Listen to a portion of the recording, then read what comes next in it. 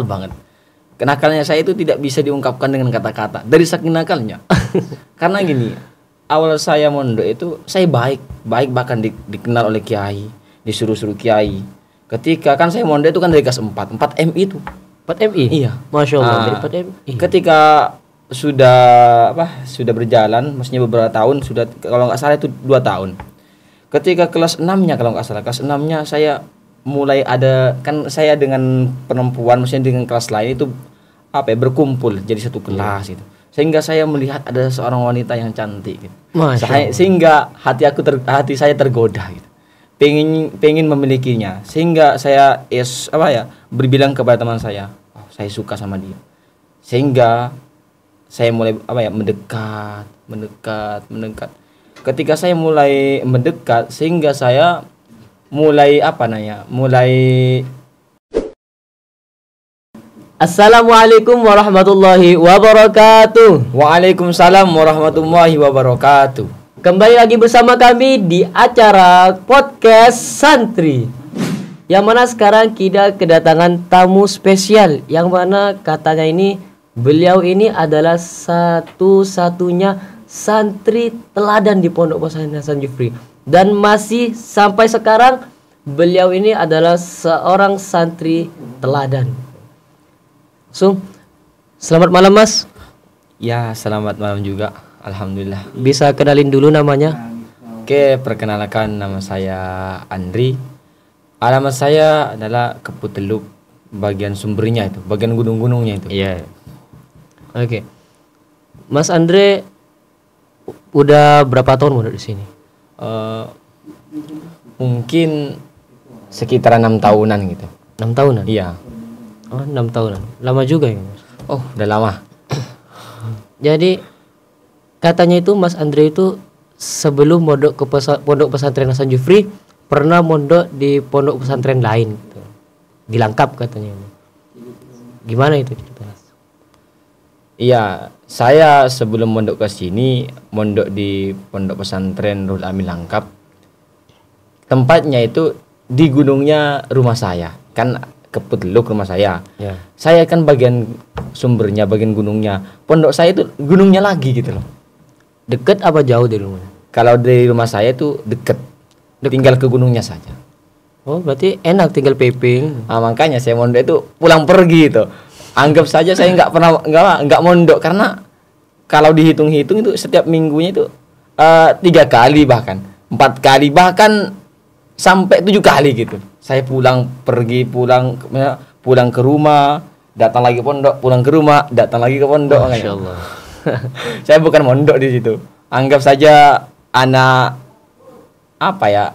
santri kalong gitu. Santri yang pulang pergi gitu. Kayak orang zaman dulu gitu. Iya. Dari isu ke isu gitu lah. Habis saya ambil informasi bahwasanya Mas Andri itu ya seperti anak-anak remaja seperti biasanya, pernah nakal gitu loh. Ya mau difonda lah seperti sekarang gitu loh anak-anak. Jadinya itu kan kalau misalnya anak nakal gitu, remaja nakal gitu loh, kan susah gitu loh, mau mondok itu susah. Nyampe ada yang ngebantah orang tuanya gitu loh, dari saking nggak maunya mondok gitu. Tapi Mas Andri itu kok bisa gitu, pengen mondok itu kok bisa dapat hidayah, suruhan atau lain sebagainya, semisalnya. Gimana gitu? Memang saya waktu dulu itu adalah nakal banget. Kenakalnya saya itu tidak bisa diungkapkan dengan kata-kata. Dari saking nakalnya. Karena gini, awal saya mondok itu saya baik bahkan dikenal oleh kiai, disuruh-suruh kiai. Ketika kan saya mondok itu kan dari kelas 4 MI itu. 4 MI? Iya. Masya Allah, dari 4 MI. Ketika sudah berjalan, maksudnya beberapa tahun, sudah kalau nggak salah itu 2 tahun. Ketika kelas 6-nya kalau nggak salah, kelas 6-nya saya mulai ada, kan saya dengan perempuan, maksudnya dengan kelas lain itu berkumpul jadi satu kelas gitu. Sehingga saya melihat ada seorang wanita yang cantik gitu. Sehingga hati saya tergoda gitu. Pengen memilikinya. Sehingga saya berbilang kepada teman saya, saya suka sama dia. Sehingga saya mulai mendekat. Ketika saya mulai mendekat, sehingga saya mulai mengungkapkan perasaan saya. Ketika diungkapkan perasaan saya, tiba-tiba perempuan itu nerima. Ketika saya berpacaran dengan dia, mulailah, maksudnya mulai kenakalannya datang gitu loh. Kenapa saya bilang itu? Karena gini, ketika saya berpacaran dengan dia adalah pelanggaran yang ada di pondok itu, kalau saya bilang itu semuanya hampir dilanggar oleh saya. Contohnya gini, hampir. Kenapa? Dikarenakan contohnya yang asalnya pondok kan, di pondok itu kan ada undang-undang nggak boleh keluar malam. Saya berani keluar malam dikarenakan pengennya bertemu dengan seorang kekasih itu. Karena pengen ketemu gitu loh Mas. Nekat tengah malam. Hanya karena saking nekatnya saya waktu itu kan pengen bertemu banget dengan perempuan itu. Sehingga saya mulai nekat keluar pondok tanpa bilang sama siapapun, ngajak teman berdua. Iya, berdua. Kan rumah saya dengan pondok itu kan dekat banget. Saya siangnya ngambil Honda ke rumah saya. Untuk acara nanti malamnya untuk bertemu dengan pacar saya gitu. Iya, acara. Ketika saya mengambil Honda, terus ketika sudah sampai malam, saya ajak teman saya untuk bertemu sang kekasih. Sang kekasih. Ketika waktu malamnya hanya saya bertemu. Tiba-tiba ketika saya sudah selesai dari pertemuan dari seorang perempuan itu, saya pulang ke pondok. Ketika pulang di pondok, beberapa hari, kalau nggak salah itu 1 hari atau 2 hari. Saya belum ditemukan di waktu itu, tapi beberapa hari. Kalau nggak salah itu 2 hari. Ketika 2 hari, ada sesuatu yang aneh pengurus kepada saya. Terus kata pengurus kalau nggak salah ketua pondok itu, dipanggil saya, hei kamu sini, panggil Andre itu. Dipanggil sini, saya menuju kantor. Langsung ditanyakan sama pengurus itu. Namanya kalau nggak salah itu siapa ya? Agus Haryanto kalau nggak salah. Agus Haryanto. Anggap itu guru saya juga. Kata Agus Haryanto, kamu tadi malam buat apa? Kata saya, karena saya orang yang pengen menghindar dari sesuatu yang kesalahan, sehingga saya berbohong. Saya di pondok dengan kawan-kawan. Jujur. Mukanya ketua pondok itu muka-muka yang nggak enak gitu loh. Kayak pengen marah gitu. Iya, pengen marah. Kata saya. Saya terus pendem maksudnya kesalahan saya. Saya masih ada di pondok. Jujur kamu. Ketika 3 kalinya saya jujur. Iya, saya keluar. Kamu keluar kan? Kamu ngelanggar pondok kan? Iya. Ketika ditanya itu, ketua pondok itu kemana? Pergi kemana? Saya pergi ke Kepu, bertemu dengan pacar saya. Keesokan harinya, kan di pondok Ruhul Amin itu kalau keluar malam dikena sanksi uang sebesar 250 ribu. Ketika esok harinya orang tua saya datang ke sini. Kamu buat apa tadi, Mak? Buat apa sampai ngelanggar dikena sanksi 250? Orang tua saya itu sambil menangis. Maksudnya bukan orang tua saya yang melahirkan, orang tua saya yang merawat saya. Orang tua saya yang merawat saya itu sambil menangis. Sampai hati-hati saya juga ikut menangis. Karena ketika, coba bayangkan, kalau seandainya kamu ketika menangis orang tua yang kamu sayangi, apakah kamu juga nggak menangis? Ya, pastinya menangis juga. Makanya saya dari situ mulai berpikir. Ketika itu namanya orang di waktu pertama itu memang menyesal, tapi ketika hari kedua, ketiga, keempat itu mulai berubah lagi. Balik lagi itu. Ketika dibalik lagi, akhirnya saya tergoda lagi, dirayu. Sehingga ketika perempuan itu masuk ke hati saya, maksudnya saya sudah mulai terpengaruh kepada dia, sehingga saya pulang ke rumah. Pengen memutuskan, Bu, Pak, kan bapak saya dengan ibu saya itu di Malaysia. Saya bilang sejujurnya, saya pengen berhenti. Berhentinya saya bukan karena saya nggak pernah, maksudnya sering disangsi. Iya, maksudnya saya nggak pernah, bukan karena dibully sama teman-teman, enggak, karena saya pengen memperdekatkan diri saya dengan seorang perempuan itu. Sehingga saya berbuat alasan lain supaya saya bisa berhenti gitu. berhenti di pondok. Ketika itu orang tua saya, ya sudah, kalau itu maumu, saya turutin, kata orang tua. Tapi jangan. Tapi pesan orang tua saya gini, bahasa Bawean ya, saya nggak menbok nanti sampana masyarakat. Saya nggak ya saya nggak ya nanti sampana masyarakat. Ya namanya saya orang yang selalu bandel, ya nggih. Nah, ketika waktu itu saya mulai, ketika berhenti di pondok, saya mulai lanjutin pacarannya gitu loh. Mulai chatan sama perempuan itu. Lah terus berhentinya itu gak sekolah, berhenti mondok, tapi sekolah. tetap sekolah. Nggih. Tapi ya sama saja saya nggak sekolah, karena gini loh. Guru saya kalau dibahasakan itu susah banget. Orang tua guru saya itu sambil ngatur saya itu nggak bisa diungkapkan, karena gini. Saya datang ke sekolah itu gini. Akhir masuk dan pulangnya awal gitu. Tiap hari kayak gitu. Karena apa? Karena efeknya saya terlalu dekat kepada perempuan, sehingga ketika dekat kepada perempuan, malamnya ya otomatis cetan, telepon, halo sayang, apa kabar sayang, gitu loh. Santri teladan, telat datang pulang duluan lah istilahnya. Insyaallah gitu. Jadi pas awal Bang Andre itu mondok di Pondok Pesantren Hasan Jufri, nah kok bisa ada niatan gitu, tahu dari mana Pondok Pesantren Hasan Jufri itu?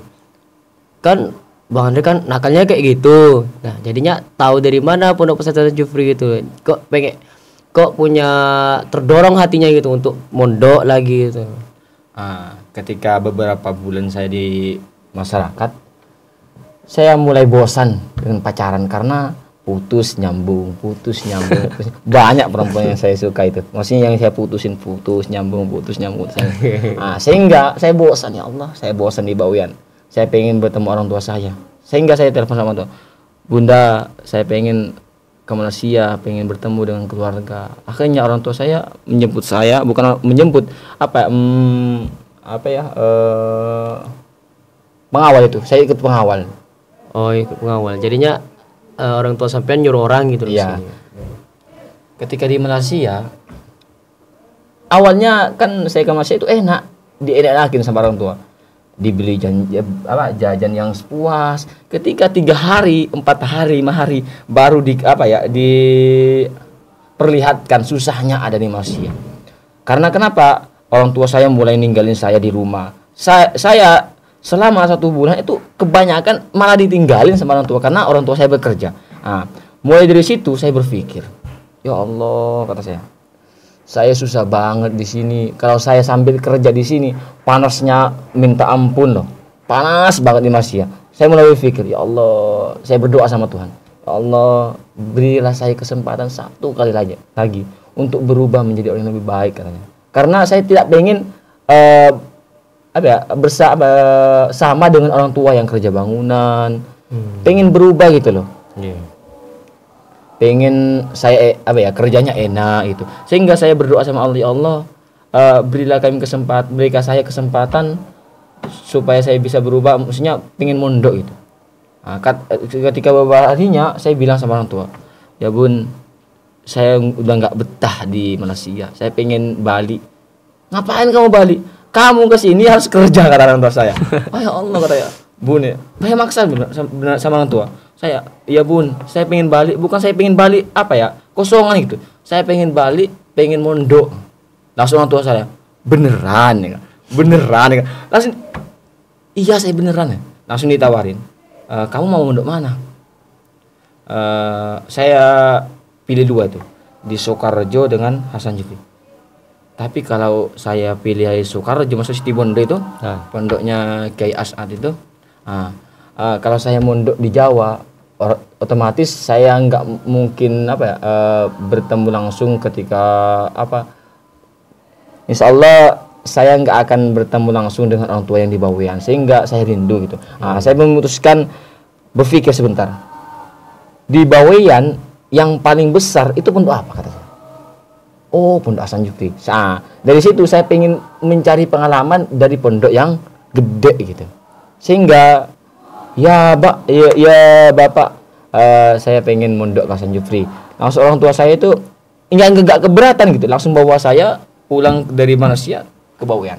Nah, dari Bawean saya hampir mau berubah lagi menjadi orang yang dahsyat itu. Ikut teman yang reks-resan, yang pacar-pacaran, setannya. Alhamdulillah, ketika saya pulang kan, ketika saya sampai di Bawean, saya bersama dengan teman-teman lagi, berkumpul lagi. Ketika saya berkumpul, saya pulang ke rumah. Kok muka bapak saya kok nggak enak sebenarnya. Oh iya, saya pesan ketika pergi dari Malaysia, ketika ada di Malaysia, saya pulang ke Bawean, pengen mondok katanya. Apakah saya kalau nggak menepati janji yang disantarkan orang tua, apakah saya tidak termasuk anak yang khianat? Saya mulai berpikir di situ. Saya cepat-cepat bilang sama orang tua, kalau nggak salah itu hari Senin. Saya bilang hari Senin, terus diantarnya sama orang tua itu hari Rabunya. Langsung, Pak ya, cepatkan saya cepet saya antar ke pondok gitu, supaya saya tidak berubah lagi kepada orang tua, kepada teman-teman yang ada di kampung saya, kampung halaman. Nah, sehingga orang tua saya itu menghantarkan saya ke Pondok Hasan Jufri. Ketika mondok saja, saya bukan pakai sarung kayak santri itu loh. Celana. Iya, pakai celana, sepatu lagi. Masya Allah. Kata anak-anak di sini, lihat penglihatannya itu kayak asing gitu. Siapa nih orang ini? Pengen mondok apa enggak gitu. Iya. Jadi pas waktu Bang Andre ke Hasan Jufri untuk pertama kalinya, yang saya dengar itu Bang Andre itu ya sifatnya itu kayak pertama itu masih oke, kedua masih oke. Lama-lama udah beberapa bulan itu Bang Andre itu ya kayak dulu lagi nakal gitu pondok pesantren.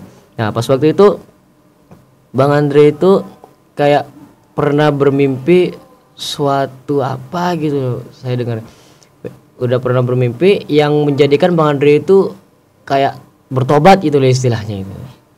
Saya bermimpi yang bisa menjadikan berubah saya itu 5 kali mimpian. Yang 3-nya itu kan sebelum saya mondok akhir-akhir mondok di Langkap itu saya dipesanin sama kiai saya almarhum itu. Kata Abuya itu, kamu ketika selesai dari pondok Ruhul Amin, pesan kiai kepada kamu adalah ketika kalian sudah bosan di masyarakat maka mondok lagi. Pesan itu sehingga membuat mimpi saya 3 kali. Saya didatangi oleh kiai saya yang pertama 3 kali. 3 kali? Iya. Yang kedua kan kata saya 5 kali yang menjadikan saya berubah. Yang 2-nya itu saya didatangi oleh malaikat. Malaikat itu mencabut nyawa saya. 2 kali mimpi itu malaikat semua? Malaikat semua. Yang pertama malaikat mencabut nyawa saya sehingga roh saya itu naik di atas katelnya itu. Orang ngapada ngosong, mengiring sehingga mau kemana orang ini? Di dalam roh saya itu berkata, orang ini mau kemana gitu. Padahal udah digiring. Iya. Padahal di dalamnya saya gitu loh. Yang kedua, saya kalau nggak salah itu kalau yang kelimanya itu lupa gitu. Intinya ada gitu loh. Malaikat juga. Jadinya yang menjadikan Bang Andre itu kayak istilahnya itu bertobat itu gara-gara mimpi malaikat itu. Jadinya itu Bang Andre itu pas waktu untuk kejadian mimpi yang terakhir itu, yang malaikat itu, langsung Bang Andre itu bangun tidur langsung bertobat gitu besoknya gitu gimana gitu. Gini, saya ketika waktu itu ketika pengen melakukan sesuatu yang jelek itu agak sedih badan saya agak terasa takut itu karena beberapa kali saya didatangin gitu, maksudnya bukan beberapa kali, 2 kali itu saya merasa dengan kejadian itu semacam cerah ya cerah gitu, jerah gitu. Oh jadi bangun tengah malam gitu. Nggih. Tengah malam langsung kepikiran gitu. Besoknya udah pengen buat keburukan, jadi kepikiran sama mimpi si itu. Nah, pas waktu itu Bang Andre masih kelas berapa? Iya, waktu itu saya masih kelas 1 SMK. Satu SMK. Nggih. Karena saya berubah itu bukan dari awal mondok, tapi ketika berjalan beberapa bulan. Sehingga ketika saya melakukan sesuatu yang jelek, saya teringat dengan kejadian tadi. Sehingga saya lambat laun. Alhamdulillah waktu itu saya didekatkan dengan seorang yang alim masya Allah, yaitu Ustadz Wafid, Ustadz Andika Faiz itu, yang ke Mesir sekarang itu. Sehingga saya ikut bergabung dengan dia, diajak ngafalkan Quran, diajak belajar ini sehingga saya terharu karena gini, saya selama belum mondok di Hasan Jovi itu tidak merasa tenang sama sekali, sehingga ketika kejadian diajak oleh teman-teman saya yang dua itu, bukan teman-teman maksudnya guru saya itu yang dua itu, hati yang ketenangan yang tidak bisa diungkapkan dengan kata-kata ya. Tenang, enak banget. Bahkan sehingga saya ingin melakukan yang beberapa kali mendekati. Sehingga karena kata orang Bapak itu karena kullu tumanun nyamanun, sehingga saya nyaman gitu loh. Jadi sampai sekarang itu yang termotivasi dalam kehidupan Bang Andre itu apa? Termotivasi dari siapa gitu? Kehidupan Bang Andre itu termotivasi dari siapa? Termotivasi dari siapa ya? Ya kan setiap orang itu pasti ada motivasi tersendiri, walaupun itu ya kadang Nabi Muhammad gitu termotivasi dari mencari ilmu ataupun dan lain sebagainya gitu, ataupun dari kata tuturnya gitu yang menyampaikan gitu. Oh, saya melanjutkan kebaikan itu, maksudnya menjadi lebih baik. Karena ada orang tua saya ketika pengen mengantarkan saya yang pertama kali mondok itu gini bilang, orang tua saya gini, Ustadz Andre, tak sangat Ustadz Andre. Kata saya ingat ya, saya pengen membuktikan kepada saudara saya, pengen membuktikan bahwa nama Andre itu pas untuk dijadikan ustadz, sehingga saya termotivasi dari itu gitu. Iya. Jadi apakah ada pesan terakhir buat para penonton yang menonton acara ini? Ada pesan apa atau apa yang pengen ada pesan, atau kepada orang tua Bang Andre gitu? Ya, Oke, pesan saya cuma satu. Jadi manusia itu enggak apa-apa nakal. Enggak apa-apa ya nakal, pokoknya inti nakal yang merusak sesuatu. Intinya kenakalan itu jangan jangan mengajak seseorang. Nakal dirinya sendiri itu bagus. Orang yang bagus itu adalah orang yang nakal yang tidak mengajak seseorang. Itu orang yang bagus. Tapi sebaliknya, orang yang nakal adalah orang yang mengajak diri sendiri dan mengajak orang lain. Itu pesan saya. Makanya ketika ada masalah, ketika ada remaja ataupun orang-orang anak-anak kecil yang nakal itu wajar. Ketika dia nakal dengan dirinya sendiri, tapi ketika nakal dengan orang lain, maka itu nakalnya tidak hebat gitu. Pesan saya. Jadi bisa kita simpulkan bahwasanya setiap orang yang ada di dunia ini ya pasti bisa menjadikan dirinya itu lebih baik dari sebelumnya, ataupun bisa menjadikan dirinya itu sukses. Karena Allah itu maha yang membolak-balikkan hati. Jadinya yang jadi awalnya orang itu buruk-buruknya manusia yang kita pandang bisa menjadi suatu orang yang dipandang sebaik-baiknya pandangan di kalangan masyarakat dan di pandangan Allah Subhanahu wa taala. Dan justru sebaliknya, orang yang alim pun bisa Allah balik menjadi orang yang seburuk-buruknya di pandangan manusia dan di mata Allah Subhanahu wa taala.